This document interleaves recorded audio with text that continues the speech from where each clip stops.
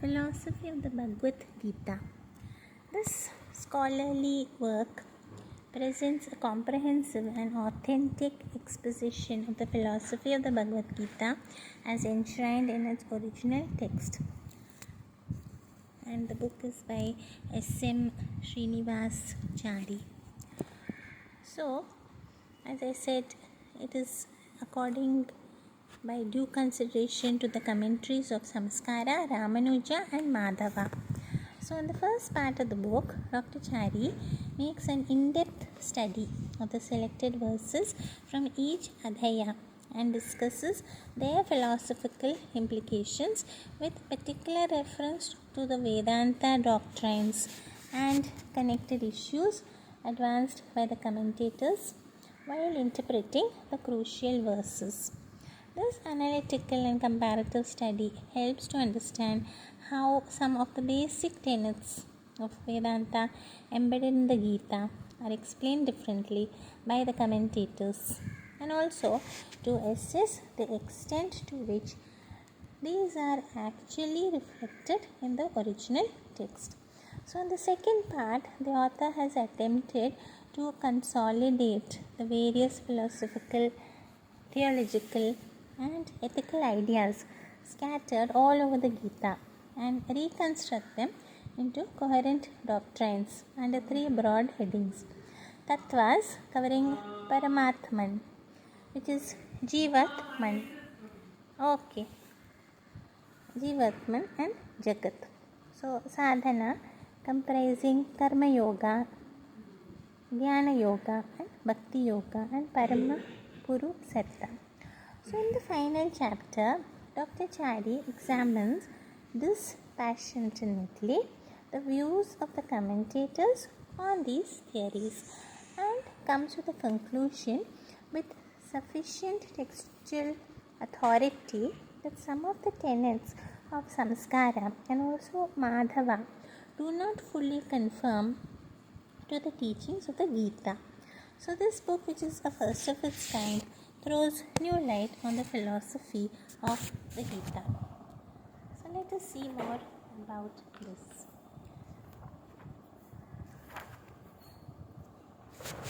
In this you will see part 1, chapter 1 is about the despondency of Arjuna and the initiation of the Gita.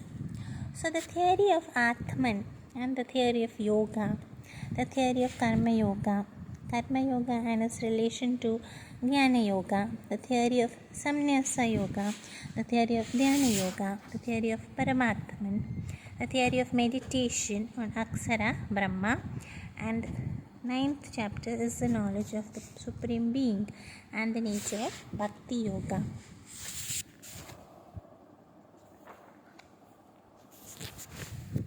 From 10th chapters onwards, we have about the theory of God and His glory, the cosmic form of God, the theory of Bhakti Yoga, the theory of Kshetra and Kshetrajna, and the theory of three gunas, the theory of Purushottama, then the nature of divine and demoniac beings, the theory of threefold nature of faith, the theory of liberation through renunciation.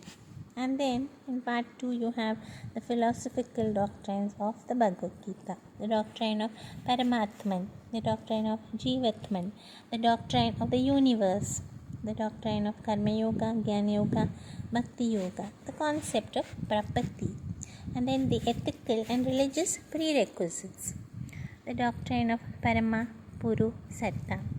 So finally you will have in general evaluation and conclusion the nature of Para Tattva, the nature of Jivatman, the status of the universe, the theory of sadhana. Finally you will also have a glossary which explains the meanings of the words that are used here. So let us see more about this. Now, in the foreword, you will hear about this. The Bhagavad Gita is universally acclaimed as the greatest religious classic. It is of special importance to the Vedantins as it contains lofty philosophical theories taught directly by Lord Krishna, dealing with Tattva or the ultimate reality, Hita or the means of its attainment, and Purusartha or the supreme spiritual goal. All the great Acharyas have accepted the Gita as a basic source book of Vedanta. They have also written scholarly commentaries on it. According to tradition, prior to Ramanuja, there were 95 commentaries on the Gita, the Ramanuja Bhasya, having been regarded as the 96th. There is also close affinity in respect of the philosophical teachings of the Gita and Brahma Sutras. All the exponents of Vedanta have therefore sought support from the Gita for the doctrines advanced by them.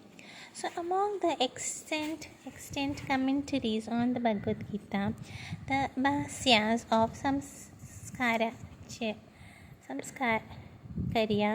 Ramanujakarya, and Madhavakarya stand out eminently.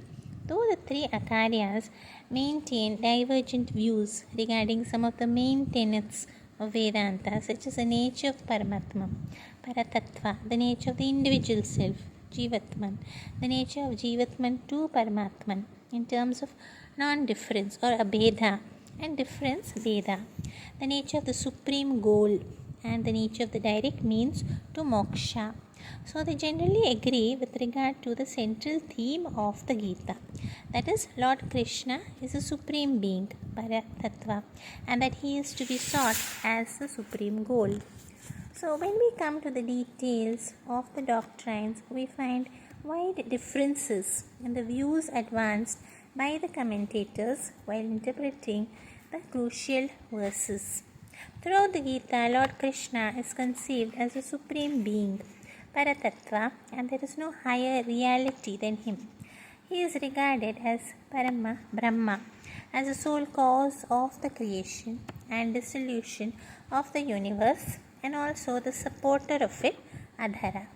But Samskara, while interpreting a few verses, brings up the theory of two forms of Brahman as Para, higher, devoid of all determinations, Nirguna, and Apara or lower Brahman, associated with Maya and endowed with attributes, Saguna. So, nowhere in the Gita there is any mention of Nirguna Brahman or Brahman conditioned by Maya. So, regarding the Jivatman, the Gita explicitly states that it is eternal or Nitya and also different from Paramatman. It also accepts the plurality of the Jivas, the Jiva Bahutva.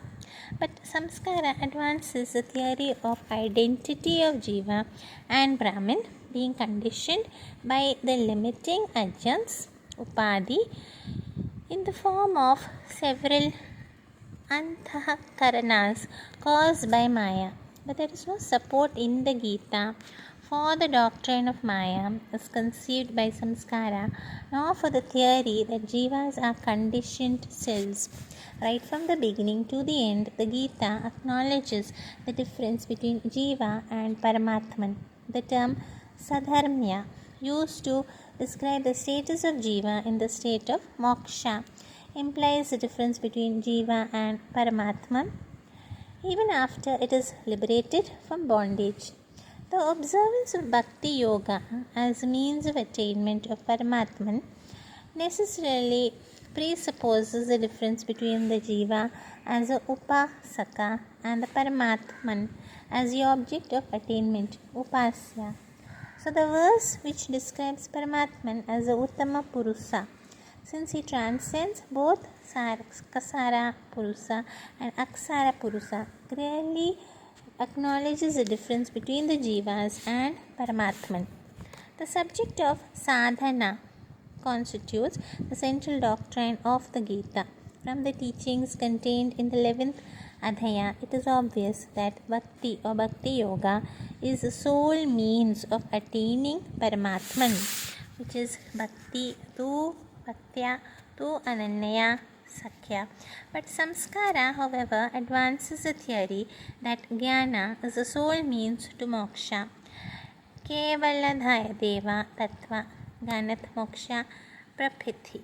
So, if we go by the order in which the teachings about sadhana is presented, the Gita in Adhyayas 2 to 6 advocates the observance of Karma Yoga and Jnana Yoga. In the Adhyaya 7, it introduces Bhakti Yoga as a means to attain Paramatman. Thus, it follows that according to the Gita, Bhakti Yoga, as aided by Karma Yoga and Jnana Yoga, is the direct means to moksha.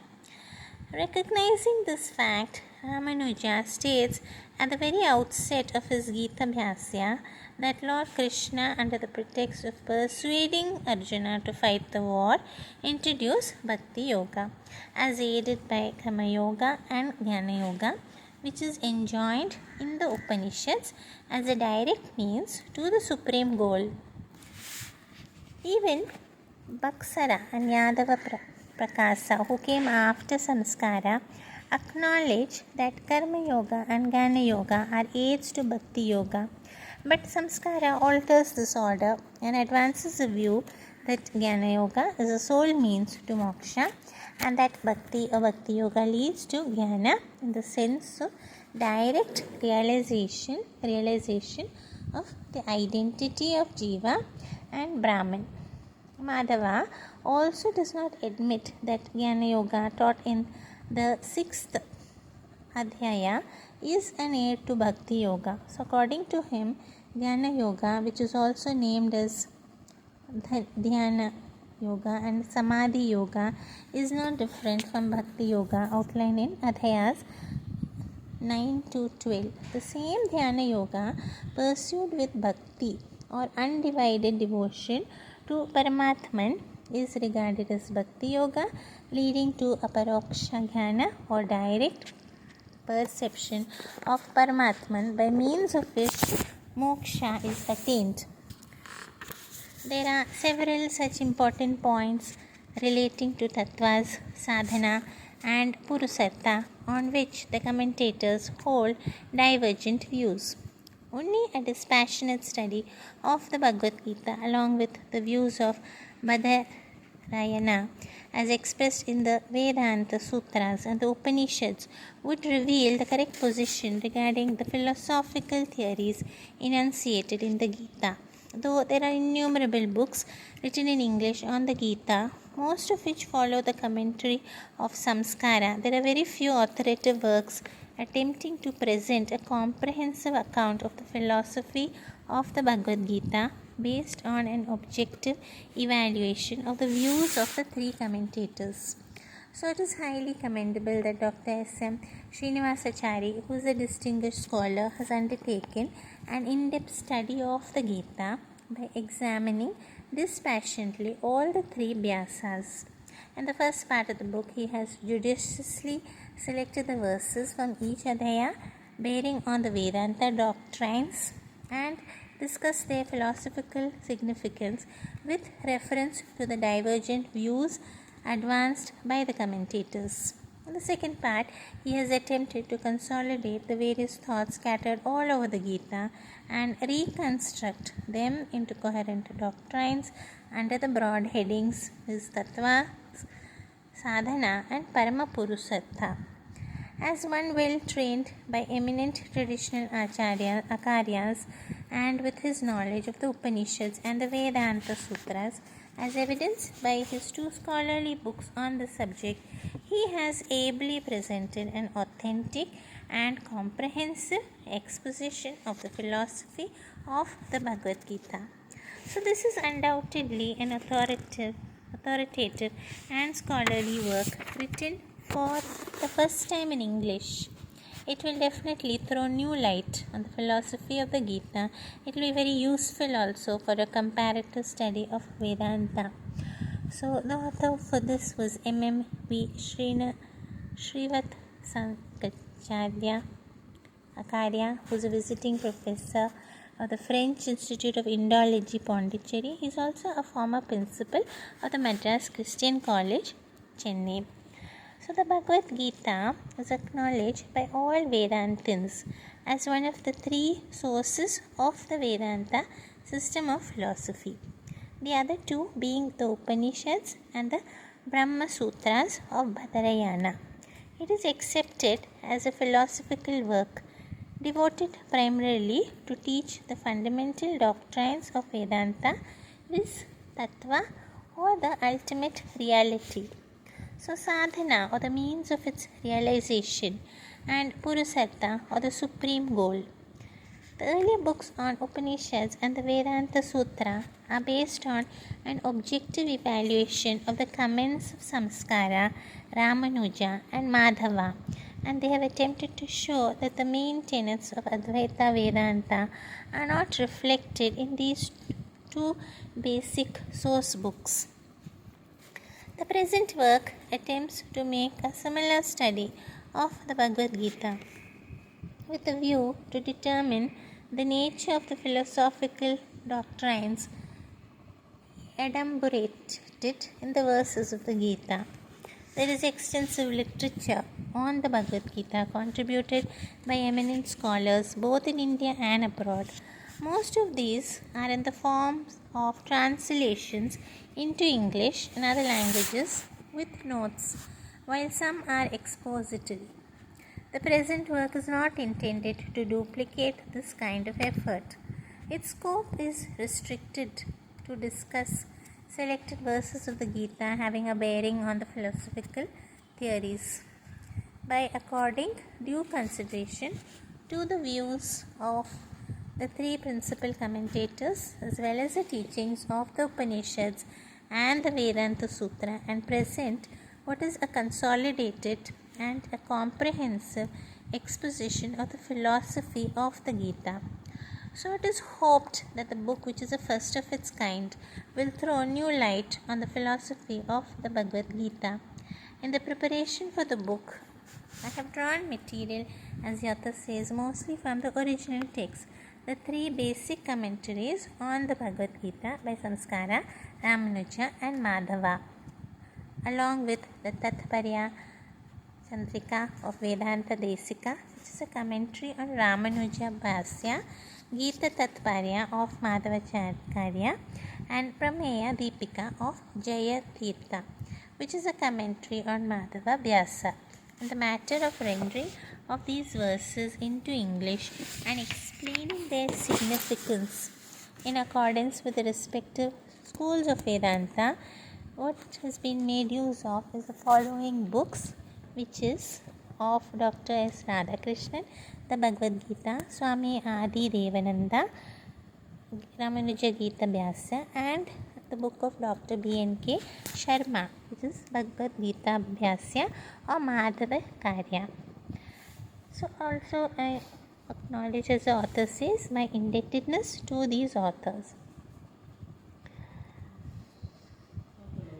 And abbreviations used here are ACC, which is according BG, which is Bhagavad Gita.